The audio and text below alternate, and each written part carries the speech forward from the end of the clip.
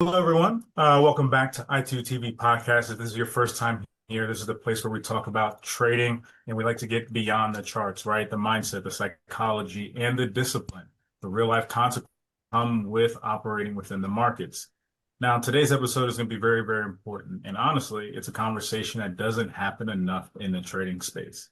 We're talking about trading, relationships, trust, boundaries, and financial infidelity, not in a dramatic way, but in a real grounded and educational way, and how we can learn some takeaways that'll help us take things home that we can implement. Because trading doesn't happen, and it shows up in your home, your identity, your communication, and your relationships, whether you really realize it or not.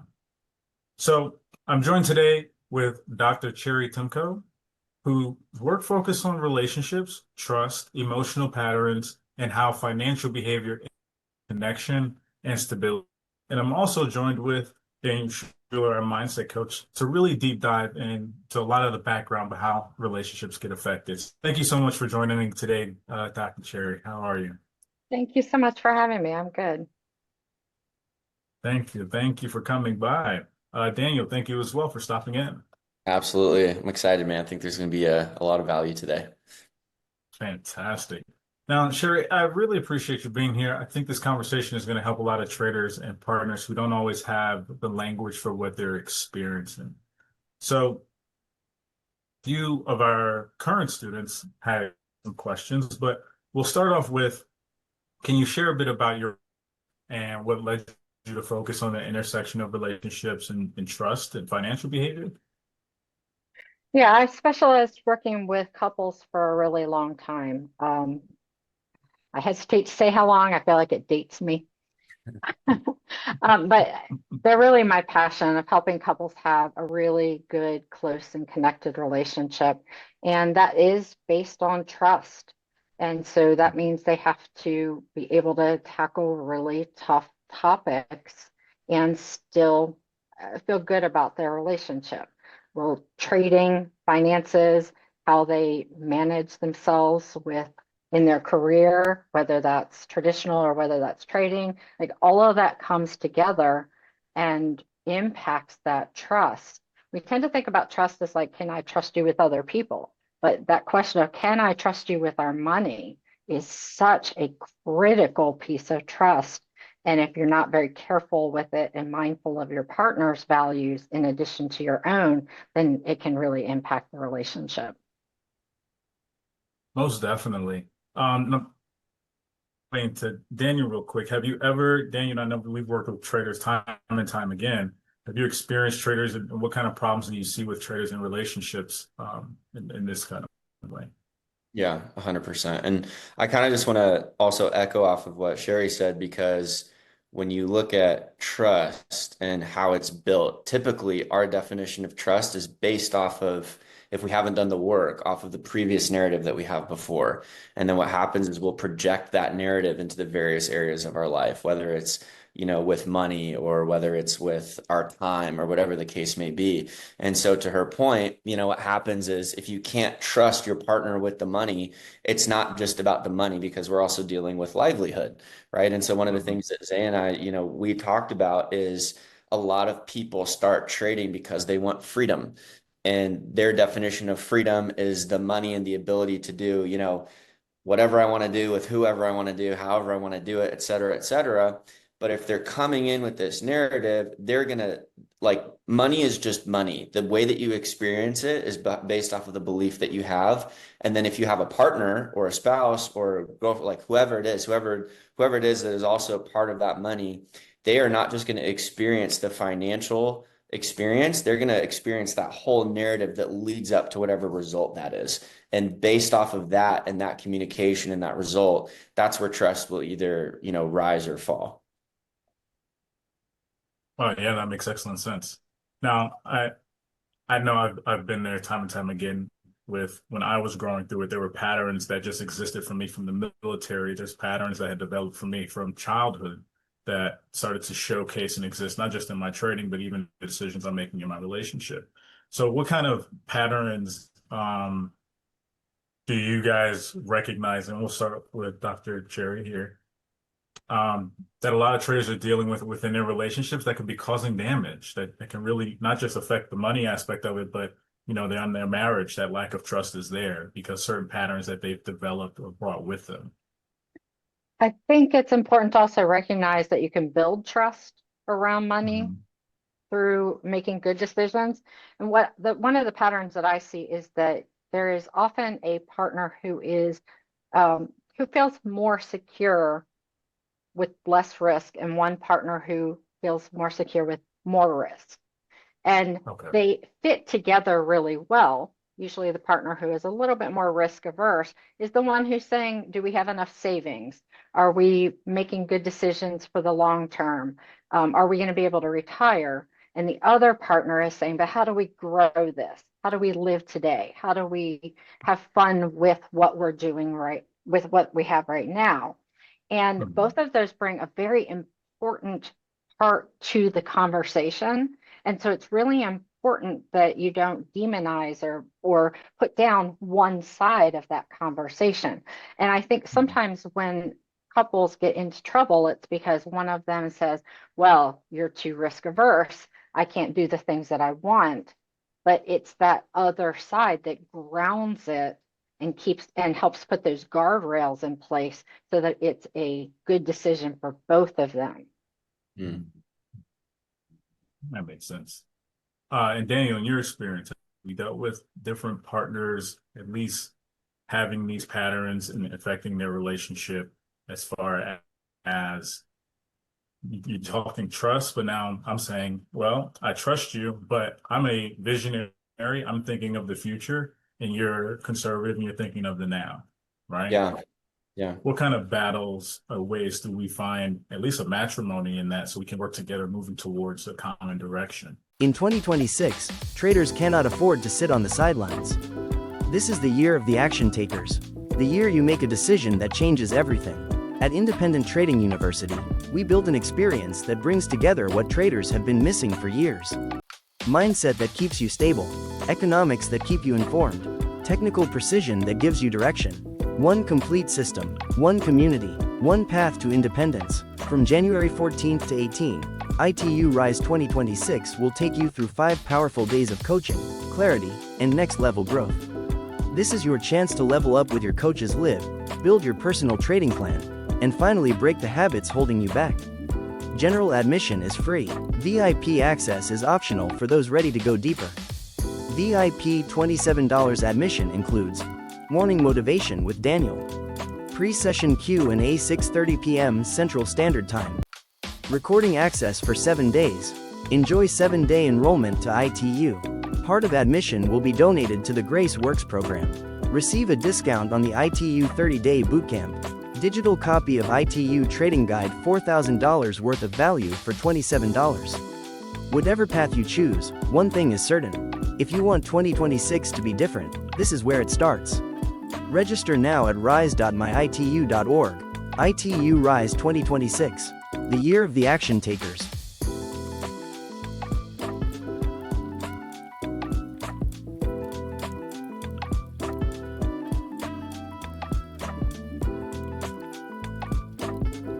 Yeah.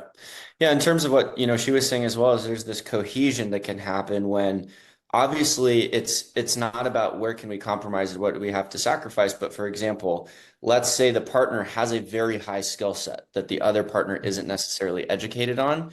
It's kind of hard to evaluate the risk because for the educated person, it's a normal risk. And for the person who might not know as much, it seems like a really big risk. So it really comes down to the communication around what is the definition of a risk.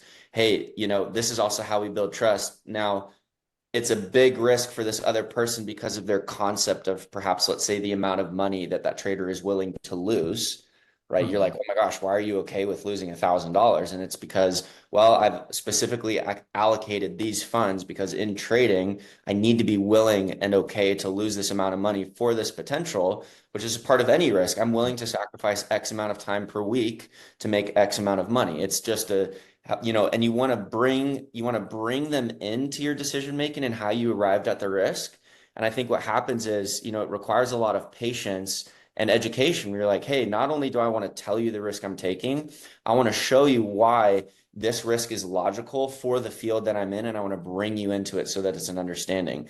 And then also part of the trust is the partner saying, look, I don't understand, but I don't understand how or why that makes sense to you. But because you've communicated in a way where I know what it is that you're doing, that's what I'm trusting. I don't trust the risk, and I don't trust the money you're willing to lose, but I trust the fact that because you've communicated it so well and it's so well thought out, even if you do lose per se, it wasn't just a waste or just this random thing that you're trying to do. And so the big part of it, which, Cheri, you can chime in if you want, but the communication around the risk, around the feeling would really solve a lot of the problems, and so I think it's, here's what I'm doing, what do you think about it, versus here's how we arrive at this together. This is for us, about us. I want to educate you on something that I'm doing, rather than this sort of, not a stiff arm approach, but it's like, I'm going to do this regardless, so it's not a question, And so I think bridging that gap is really helpful for couples, whether they're both trading or one of them are trading, or whatever the case may be. Yeah, that collaborative approach, Yeah. and seeing your partner's opinion, even if they're not specifically educated about this, but seeing that that opinion is grounded in their own values and their own ideas, and you're looking for how to find the common ground where you then can move forward. They're not trying to hold you back. They're not trying to derail your progress, but they have an important part that they're bringing to the conversation. This is where I think having guardrails can really be helpful. Like if you have money that is set aside and allocated towards this, and you can both agree on what that dollar amount is, then that becomes outside of the, like it becomes agreed upon that if it's lost, you can still both be okay with it. Now, wherever you put those guardrails, it's up to the two of them to come up with. But when you have those, then the person who is doing the trading or taking the risk, they know that they have confidence from their partner to do it. Whereas the other partner knows they're not going to, like, maybe take money out of something else or start to hide something because they both agreed on what these guardrails are. Right. Now, that's a great example. I mean, especially with us coming into dealing with crypto, and some knew what was going on. Husbands, I'm sure out there were sure of, hey, I've been searching this, researching this, understanding this crypto market thing. I want to get involved, but they don't know how to relay that conversation and have that communication with their wives. Yeah. To make it okay to make that investment or take that step. Yeah. And I think sometimes the decisions are made kind of independently, kind of thinking, oh, this isn't that big of a deal. But if you start with the idea that we need to figure out how this fits into our overall picture, and here's the money that's free to do these different things with, and here's the money that needs to be protected, and here's the bottom line, here's a line we just wouldn't cross with money, then it actually gives, it sounds like less freedom because there's more rules, but within those rules, there's a lot more freedom to go and do the things and make those decisions in real time, right? That makes sense. Now, we in this conversation we were alluding to here that these money-related decisions, they tend to impact a lot deeper than a lot of the decisions that are made, right? So the emotional and relational patterns, what from your perspective, why do these decisions hit so impactful to people more than they even expect going in, right? We have the relationship, we've gotten together, we've had proposal, marriage, and now this whole money beast is in front of us to attack, So that impacting people and their relationships, why do you think that it has such a deep-rooted impact? Money is connected with safety and access. So money, for a lot of people, money is the way that they feel safe in the world. There's often a number that they have in their head that if there is that amount in a safety net, then they feel like, okay, we can handle anything. But money is also access. It's being able to do things. It's being able to take risks. And so, you're balancing these two very delicate things. And I think that people are used to the advice that they need to talk to each other about the boundaries with other people. I think it's common to have conversations about, are you going to share a bank account and who's going to pay which bills? But I don't think it's a common discussion about what risk you'll take with savings, with retirement, with trading, with all of these other things. Those are far more nuanced conversations, and I don't know that couples are really having those before they make a commitment to one another. And then there's kind of this idea that people assume that their partner is on the same page with them. And so when you assume that, but your partner's doing something different, that can feel like a real betrayal in the relationship. And then you add into that any shame or grief that you might have if you've made good or bad decisions in the past that then come into each decision that you're making now. So then it becomes harder or easier to share with your partner based on whether that's been successful or not. And some people get into the pattern of like just sharing the wins and trying to keep the losses hidden. And then when that comes out, and it eventually all comes out, then your partner can have some feelings about that, and they may not think that that is keeping them in mind when you're making those decisions. That makes sense. Daniel, do you have a follow-up? Yeah, no, that's all really good. And I think the other thing that seems simple and basic to do in the beginning, but asking what is your belief about money and where did you learn that? Because most of us grow up with our first thoughts about money are not based off of our experience with it. It's about our observation of someone else's experience with it. And so if when you're growing up, anytime money's brought up, you hear yelling or shouting or stress or concern, you learn that money is the cause of those things. And then you decide, well, I must have enough of it to where that doesn't happen for me. And so then money becomes your everything. And then let's say the partner grew up in a home where anytime money was talked about, it was like, of course you can have this allowance, and here's $100 for the movies, and here's this, and here's this. And they come in, and one person has a scarcity mindset, and the other one has abundance mindset, because it's what they learned. And so what happens is you're just really good at practicing. You're really good at doing what you practice.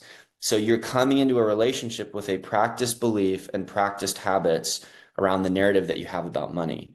And so before you go into this risk, even learning, thinking to yourself, like, as you're listening to this podcast, what do I believe about money? And where did I get that idea? And is that true? And is it helpful?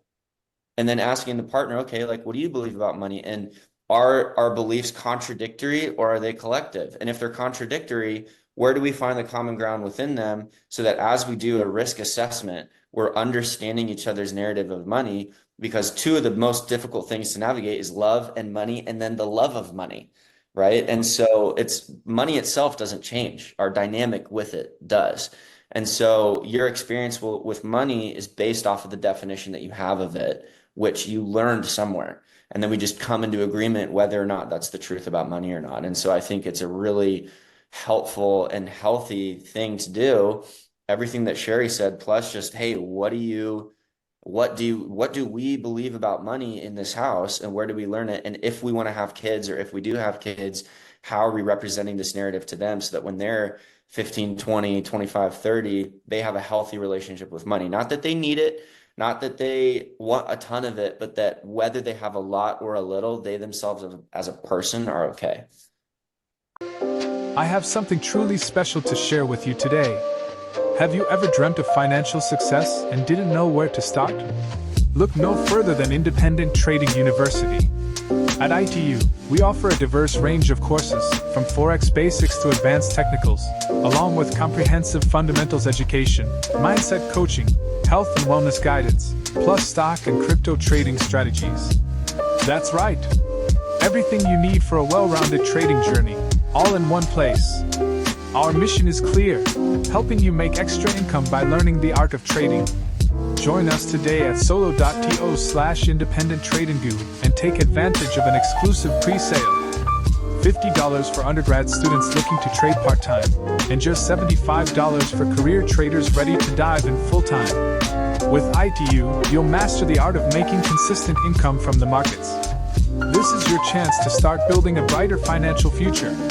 Are you ready to transform your trading game and take control of your financial future?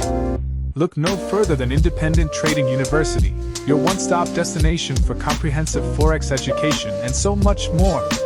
Whether you're a beginner or an experienced trader, we've got you covered. We believe in a holistic approach to trading success. Gain a deep understanding of market fundamentals, master your mindset, and prioritize your well-being. We're here to support your growth every step of the way. And let's not forget about stocks and crypto. Discover exciting opportunities and learn strategies to make extra income. The best part? We're running a limited time pre-sale for new students. Don't miss out on this incredible opportunity to gain the skills, knowledge, and support you need to succeed. Ready to make connections with your financial future? Visit our website at solo.to/independent-trading to secure your spot in our pre-sale today. Independent Trading University, where trading dreams become reality. It's time to start your journey to financial freedom. Don't wait. Visit solo.to/independent-trading now.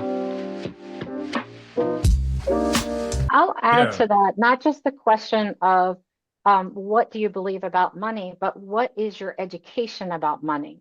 I grew up in a household that didn't have much financial education. It was kind of a like money in, money out sort of situation. There wasn't a lot of extra. And so when I became a professional and my money situation was different, I had to go and learn about that. And I thought, okay, we're good. And we passed on really good financial education to our kids. But it wasn't until our kids are more successful than we are and they have excess money that they didn't know what to do with, that it became clear to me that we didn't know enough to educate them about how you invest and what you do next. So like when you say, what do you think about money? What are your beliefs about money? That's really helpful, but it only tells you the beliefs and you still need to know what actually is the education. How far did that education go? So that you know like whether that matches up. If I had married someone who knew a lot about stocks because his parents had invested and I brought the education that I had, then that would be a totally different situation than if we both came and had the same education. That makes sense. Is it important then, one, the partner in which we choose, and then two, if we do choose a partner that does not have education or have that scope, is it we take the time out to sit down and learn together, or do you now have to trust, education, my insight, and we lead from that standpoint? Because I'm sure a lot of people now are at that point. We're in a world where people are getting laid off because companies are going to automation and all these other things. So now finances landscape looks completely different.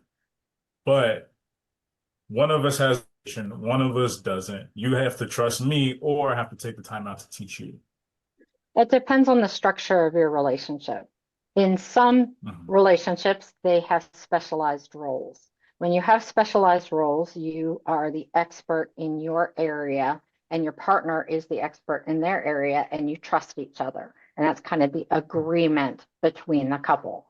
In other couples, they want much more of a egalitarian or equal split on things, and they do expect each other to have a basic working knowledge so that they could step in to that area that maybe they're still the expert in, but that they share that responsibility much more equally.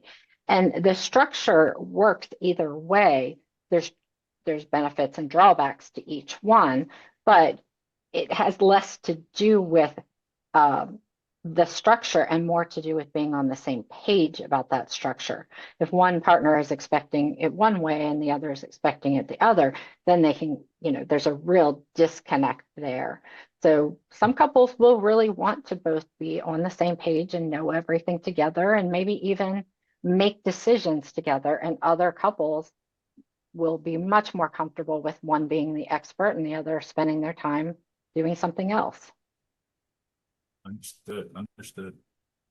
So one of the things we see inside ITU all the time is that think that the issue is technical, but the breakdown actually happens at home, right? As we're talking about this, we're saying, hey, you're in that moment where you're learning the skill set, you're growing the skill set, you're getting better as a trader, but you are taking losses from time to time, maybe even more often than that. So topic of trust and the silent loss of trust because slowly you're trying to go in one direction, you're not seeing the progress you want to see profitability wise.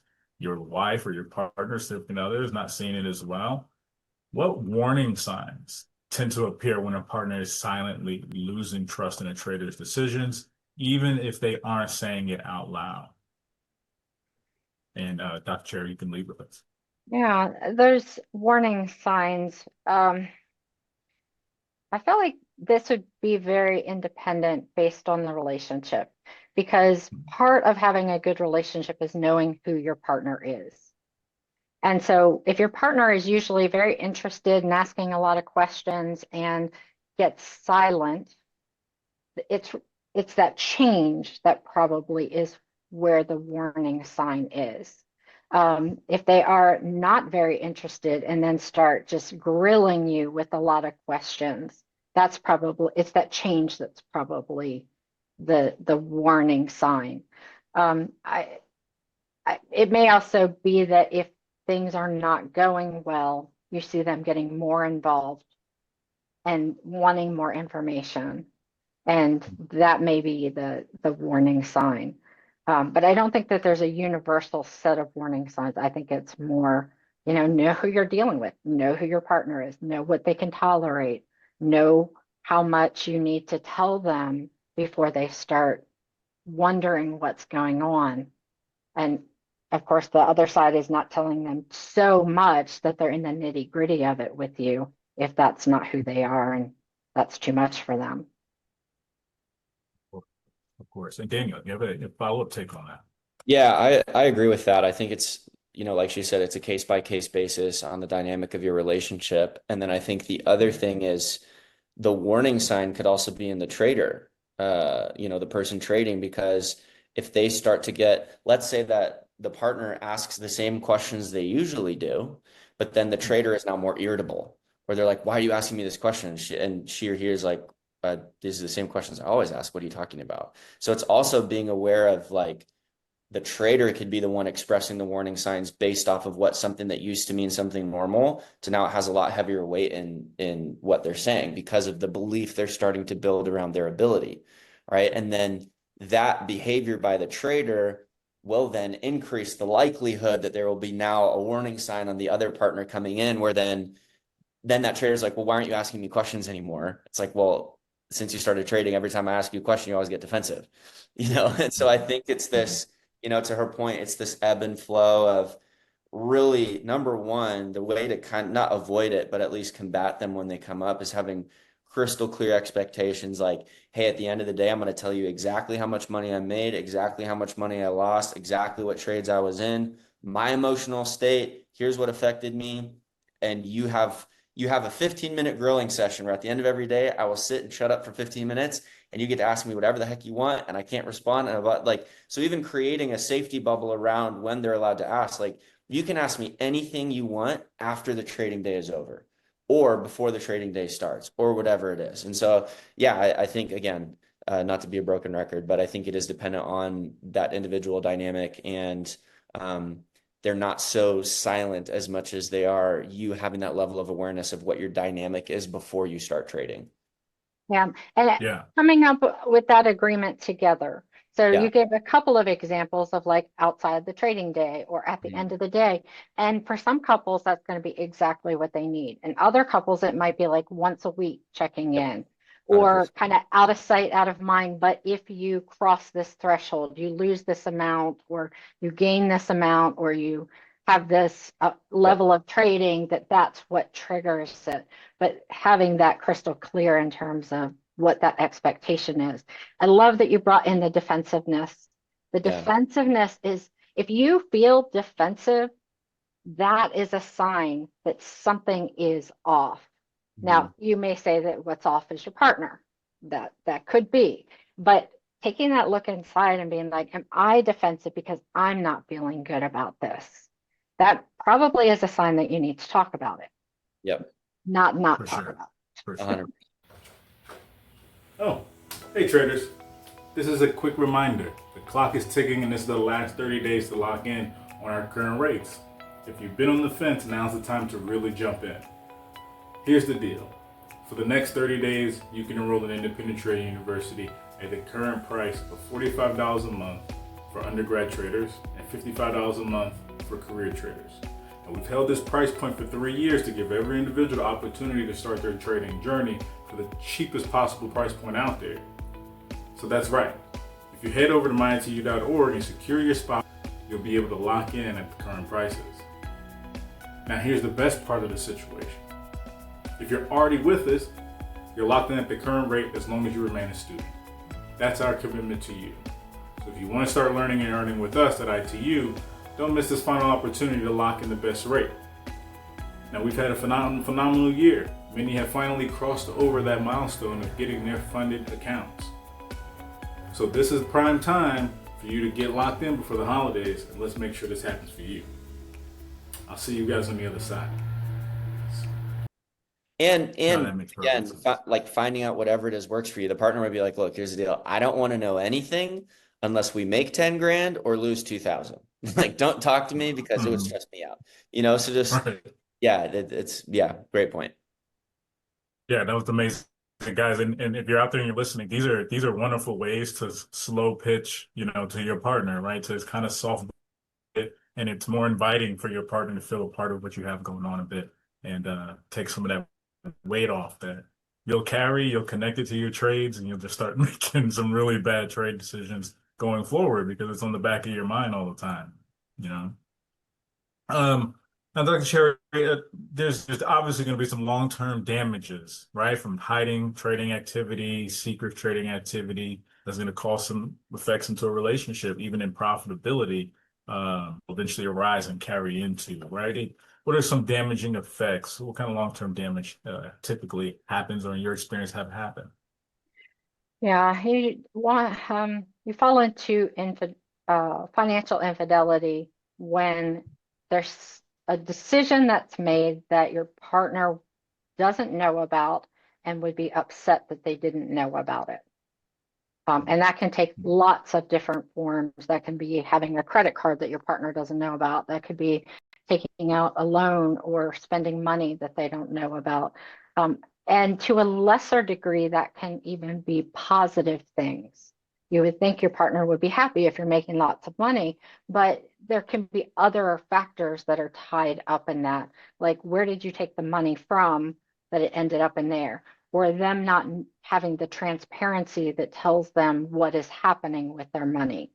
Or sometimes you'll see partners who have values that say, okay, trading is fine, but if we are supporting these industries, I'm gonna ethically have a problem with that. So there are a lot of ways that can sneak in. A lot of times people get into a situation where something happens and they make a decision. Sometimes it can be a snap decision, sometimes it can be thought out, but they make a decision because they're trying to fix something. And then they end up getting deeper and deeper into that. And they keep thinking, well, if I can just get this cleaned up, then I'll tell them all the things that happened and then it'll be out on the table. But I don't want to tell them and panic them or make them feel upset. So I'm just gonna I'm gonna fix it first. And what often ends up happening is they just find themselves in this very deep hole that then they have to come forward with all at once. And that is overwhelming to their partner. And that is shocking to their partner. And then their partner has to process all of that at once. So that is a trap. If you're like, I'm just going to fix it first, that is a trap. Makes perfect sense. Makes perfect sense. And it puts you guys in the place of thinking your partner, but usually the exact opposites happen. Yep. Identity and self-worth is what we're going to kind of get into, framing the next part of this. So of you can chime in here, but why do so many people tie their self-worth and identity to that financial performance in trading? We know it's a industry, but attaching your identity to it, attaching your identity to those results is damaging in the long run, even for your relationship. Yeah. Were you asking me or her? It cut out right when you said the name. Oh, Daniel, you can start out, and then we'll follow up. Yeah.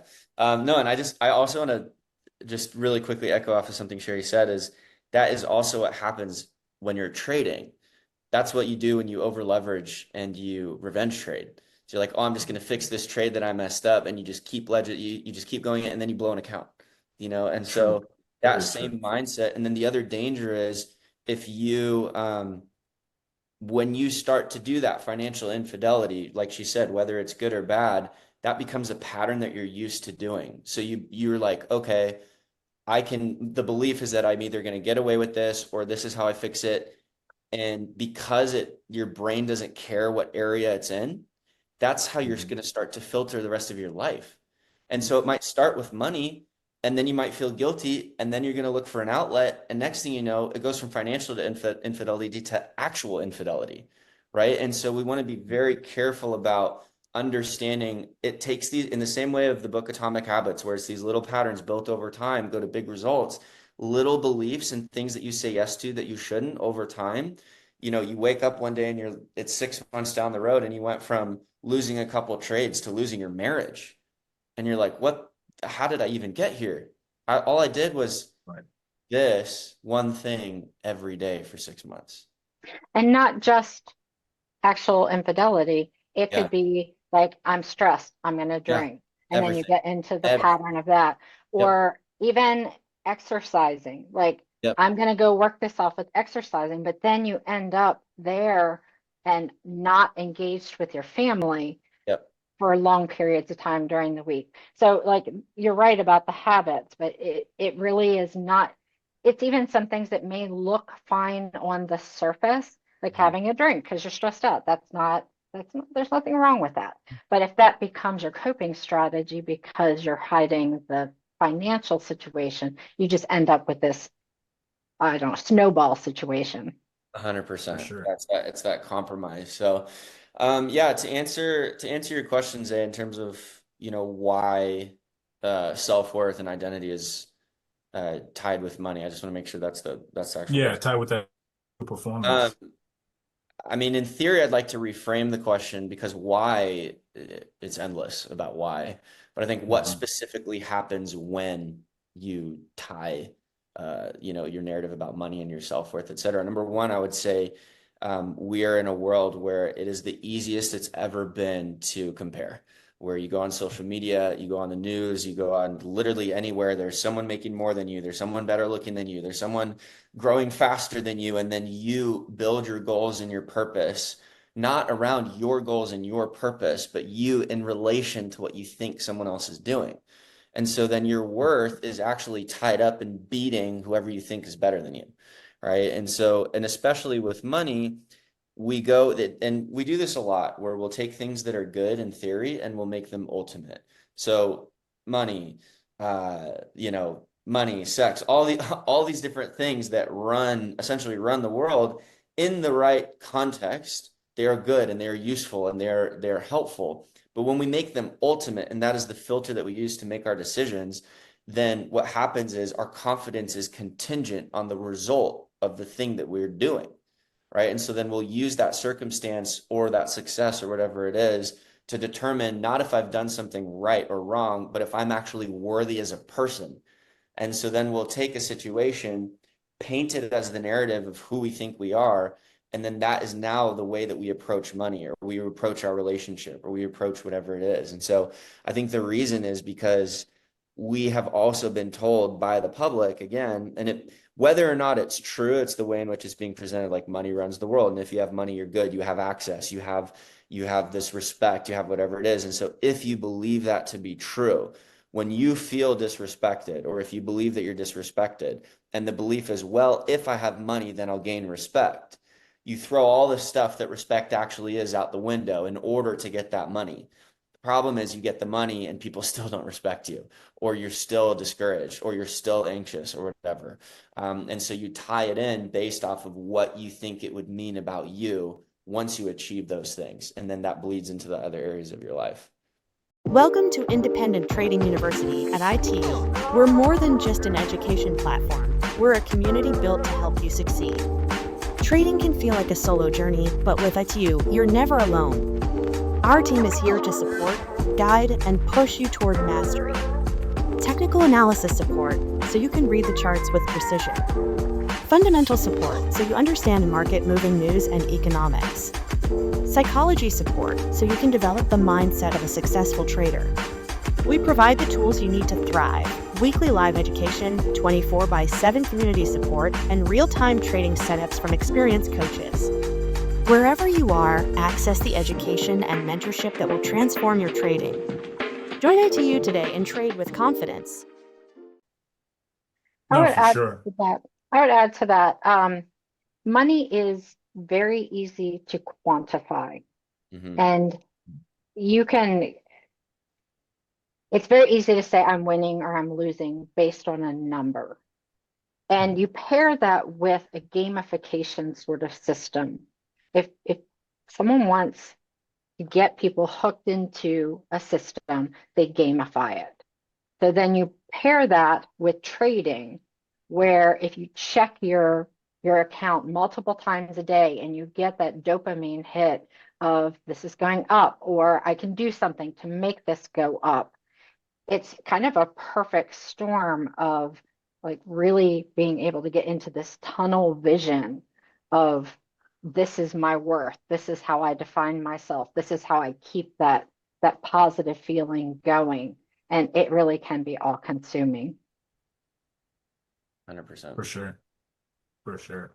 So we guys, you know that these pressures, as we talked about, bleed into your relationships and things like that, and into yourself for that matter. What boundaries do you guys believe traders should set to establish to protect their trading process and the health of their relationships and friendships? And Dr. Cheri, you can lead us out for that. Yeah, I would just say yes. There have to be boundaries. There have to be clear boundaries. That gamification that I was talking about before, it's the same mechanism as social media, the same mechanism as like turning anything into a game, where you're likely to get drawn back to it again and again. The same way when you have notifications come up on your phone and you're like, oh, what's that? And so those boundaries are about cutting out that noise so that you give your time and your presence to your family when that's what you're trying to do, and you're not constantly interrupted by these other things. So there has to be protected time. There have to be boundaries. There have to be times when the notifications are turned off. Otherwise, it just kind of all bleeds together. And your family at some level is going to say, you're not here. And you can physically be there, but if your attention is not there, you're going to hear, you're not here a lot. And that's going to wear on the relationship. For sure. For sure. And Daniel, with the follow-up. Yeah, I agree with her. And I think I was going to say it. What kind of boundaries do you need to have? Those ones, and I think it depends on the relationship. It depends on the dynamic. It depends on all those things. And I think the other big thing is honoring the boundaries you set, right? So one of the things that I teach a lot is, what are you expecting to be treated as a boundary that you are treating as a suggestion? Where it's like, hey, this is what a suggestion sounds like. Hey, you should stop talking to me like that. That's a suggestion. A boundary is, if you don't stop talking to me like this is what's going to happen, right? So in that same way, you collectively set these boundaries together, and then you honor them. And then if you dishonor them, being willing to call the other partner out, like, hey, we set this boundary was crossed, right? Otherwise, it just becomes this, even as something as simple as waking up at 7. If it's a suggestion, you're okay with 6:30 or 7:30. Because again, waking up earlier than 7, you still didn't essentially hold your boundary. But if you wake up at 7:30, you broke it, or whatever the case may be. but now it's a suggestion. I'm not answering my phone after 7 o'clock. The other thing is it sets the precedent for other people. So if you say, I'm not answering my phone after 7, and someone calls you at 7:30 and you answer, what you've said is to your family, this isn't a boundary for me, but that person calling you also knows it's just a suggestion. And so, and so what ends up happening is you are functioning from these suggestions, wondering why nobody's taking you seriously, wondering why there's conflicts, and you can attest to this as well. And it's just because, well, now you've taken the bumpers off of the bowling and you're wondering why your ball's going into the gutter, you know? And so that's what I would say to that. I would add to that the difference between accountability and consequences.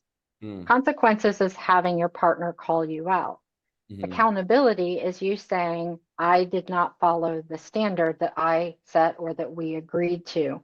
And I think that in relationships, accountability has a much bigger positive impact than consequences. Now, if your partner calls you out on something, not being defensive and listening and taking accountability is helpful, but holding yourself to that standard, that comes from integrity. And the integrity piece then builds the trust. 100%. And then I think the other thing is in that trust, where if these boundaries are set and your partner is now hyper fixated on the boundary to see how close you're getting, or like, oh, they start to try to, whether it's because they're nervous or they're defensive and they're now micromanaging the boundaries because they either, not that they want you to mess up, but they're waiting to be able to put their opinion in there. And then then those are created unhealthily because those are not collective boundaries. That's like, well, you said this, and so I'm waiting for you to, to make this mistake so that we can finally be done with this trading thing or whatever, whatever the case may be. So yeah, that's a really good point. And the way that you can continue to build that trust is when you're aware, wow, I've crossed my own boundary. You're the one that says, hey, before you even have to say anything, I realize that I crossed this boundary I set. Here's why I did whatever it is. Like I got scared of the boundary I set. I believed whatever it was wrong. Obviously, the boundary is what I desire to adhere to. I'm a human, so I'm going to make a mistake, but understand that my intention is to still fully pursue this boundary while being aware that I broke it for you, which means this about me and us, and I apologize, or whatever the case may be.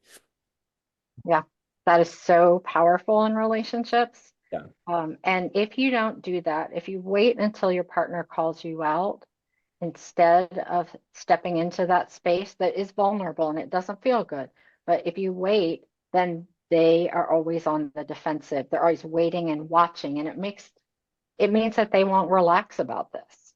Yes.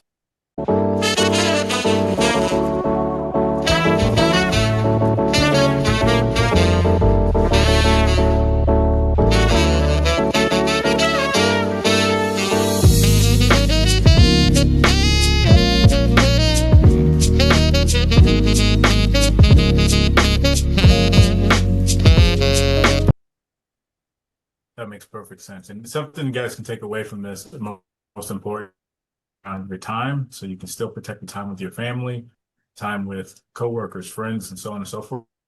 Life still have boundaries around the money, right? You put money realize in this arena, you don't come out of your rent money, you don't come out of the kids' school money, right? Now you're gambling money that's supposed to have a purpose rather than having money set up.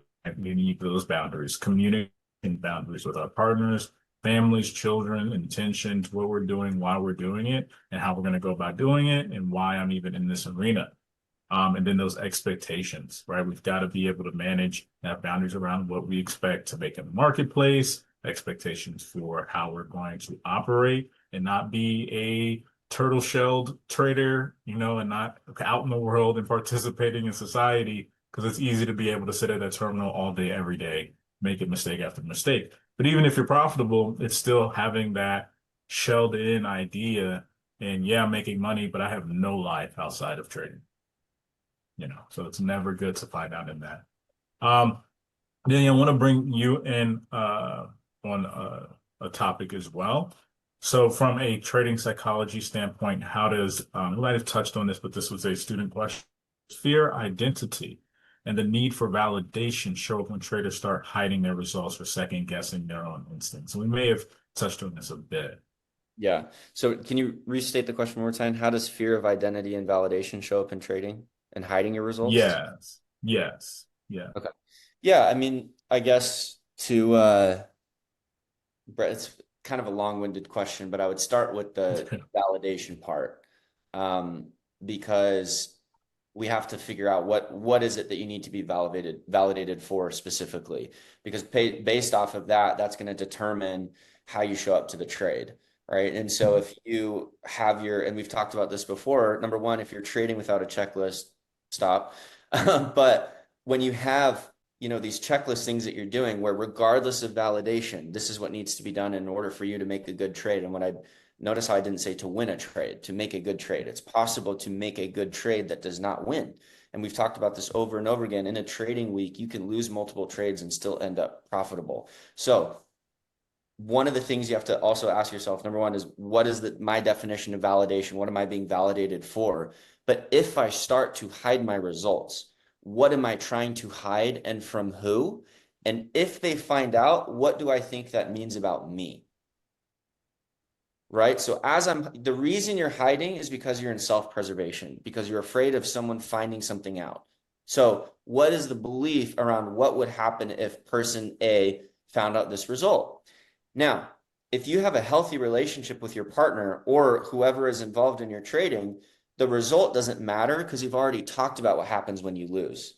So the only reason you're actually going to start hiding your results is what Cheri alluded to this earlier, which is it might be now you're doing financial infidelity, where the only reason you're hiding it is because you expressed something and now you're experiencing something that you didn't express. And it would mean that you're a liar, or it'd mean that you broke a boundary or whatever it is. And so now whatever you believe it means about you is determining whether or not, you hide this thing, which would then obviously make you lose validation from the partner. And then you're like, well, now I have to fix it. So now I'm going to go back in and I'm going to do more, and I'm going to do it privately, even though I'm hiding because this problem I'm having was private because I didn't want them to find out. And then you just get into this, cycle. So the way it shows up in your trading when you're hiding your results is because either the communication that you had before you felt the need to hide it, and then what are you hiding, specifically, and what does that mean about you if they find out? And that is something that can be solved really easily just with communication beforehand, because then what happens, you created a safety net to share your wins and your losses. Part of a relationship is being in the peaks and the valleys together. You don't want your partner just to find out, hey, I made money today. It's like, hey, because how cool is it for your partner to know that you lost and you're like still hanging out with the kids and you're still good and you're still like, this doesn't define me. This is something we said we'd talk about, and this is the result for the day. And it could be that result tomorrow, but it doesn't matter because everything's out in the open. And most of the time they won't care about the result. They'll care about whether it was talked about or not, and if you hid it from them. And if you bring that stress back, Yep. some people who check and their emotional state is completely dependent on what those numbers are. That Yep. is not helpful for you personally. That's not helpful for your family. 100%. Yeah. There's something else you said that I was going to piggyback on, and it's gone now. Oh, I know what it is. Sorry about that. This idea that you can talk about it beforehand and then follow through with the plan. This is a good one, but it always is going to be off. You're going to talk about what you expect is going to happen, and then things are going to happen and they're not exactly what you expected. And then you need to go back and tweak that understanding so that dialogue is ongoing. You Yep. talk about what happened in preparation for the next time that thing happens, but then the next time something new happens, you've got to go back and make sure you're on the same page and those guidelines still work. 100%. It's Right. it's the continued education, which is also which is cool. You could say, hey, when I explained all this in the beginning, here's part of it. Let me show you what happened today. And then they're like, okay, cool. And then the next time it happens, all you have to do instead of explaining is, oh, that thing happened today. And they're like, oh, well, maybe next time or whatever it is. And so they're not left keeping them in the loop of not just the data, but the experience, right? Because then, like she was saying, they don't feel isolated, or they're not given just enough information to keep them at bay. because the further away you get from your level of knowledge and their level of knowledge, the easier it's going to be to create that financial infidelity. That makes a lot of sense. That's fantastic. I can on too. I mean, if you guys are paying attention, these are the things that are going to make it easier for you to have a trader's life and a marriage and kids and build it around, right? Trading can fit into your situation if you find ways to do things like this and involve the family, right? You don't have to shelter.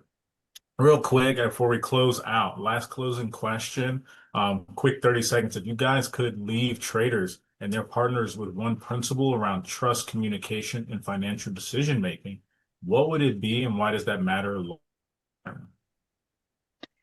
I would say it is transparency and collaboration. You're looking for transparency and collaboration. I guess I'd add to that integrity. If you use those as your guiding principles, that you want to communicate, you want to collaborate, that means that they know enough about what's going on, that they are your partner in it, even if they aren't there day to day or each decision, and that you act from integrity. And integrity says, I live up to what I say I'm going to do. For sure, for sure. And Daniel, how about you? I agree. Yeah, no, I agree with all of that. And I think truthfully, when you take all of that and then you pair it with communication, you can kind of go through everything when you have that plus communication, because a lot of the time it's not what happens. It's what happens that you didn't talk about or that you didn't prepare for. And then the narrative that you have around it. And then if you start to believe, the longer you take to try to figure out how to explain the thing that happened, a month goes by, then they ask you and you're like, well, I was going to tell you, and then that trust is lost. And so it's better, even if you start to, note, like every single day you're planting seeds. And so think about, would you want to eat the fruit from the seeds that you're planting and watering, right? And so are you planting these seeds of integrity and communication and clarity and that collectiveness? And how do you water it every day? And again, based off of your relationship and that dynamic, have that check-in, whether it's every day, whether it's once a week, but just have very clear, create a safety net for you guys around where you can function and communicate around. Because again, your partner doesn't need to be fully educated to be on board. They just need to know that you guys are together on this. Like, this is a collaborative effort. In the same way, if your partner starts something, let's say you're a trader and she wants to start a sewing company or a fashion brand or a honey, whatever it is, whatever they want to start doing, it's the exact same thing. Obviously, it's different because it's not directly involving money, but it involves risk. It involves creativity. It involves you not understanding. So how would you want to be approached with your business? And then that's how, maybe your partner's like, hey, watching you trade and this level of communication freed me to realize I've actually wanted to talk to you about an opportunity I've been wanting to try for a long period of time. And you actually gave me the confidence to realize I can take a risk too in my life.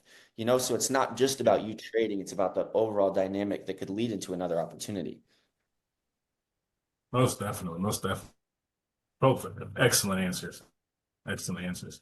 I think this conversation highlights something important, truly. The success you guys are going to have in trading isn't going to be completely focused around profitability. I know each and every one of you want to get involved just to, make money. That freedom is there, but we've got to be sustainable, right? We've got to be able to still have our lives, have our families, and thrive as well. So can't build long-term consistency in the markets while creating instability at home. To me, in that, you need to work on the mindset principles that are going to allow you to set up boundaries around these different areas. So again, Cheri, Daniel, guys, thank you so much again. Clarity to this topic that so many people feel but don't know how to talk about and how to. You guys. Absolutely. Thank you so much for having me. Yeah, it's been a pleasure to talk to you. Excellent. This has been a fantastic conversation. If you're watching this and you're realizing that your trading mindset and structure needs some work, this is exactly at the ITURI's event that is happening right now over the next 5 days.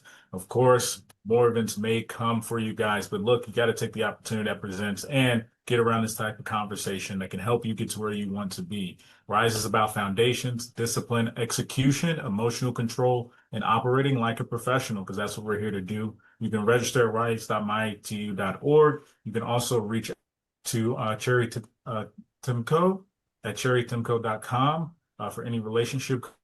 You can also reach out to Daniel anytime for assistance with mindset coaching facets and areas. So again, thank you all for reaching out. Like, subscribe, comment, all the fun YouTube stuff. And we'll catch you guys in the next episode. Thank you so much for your time. Thank you.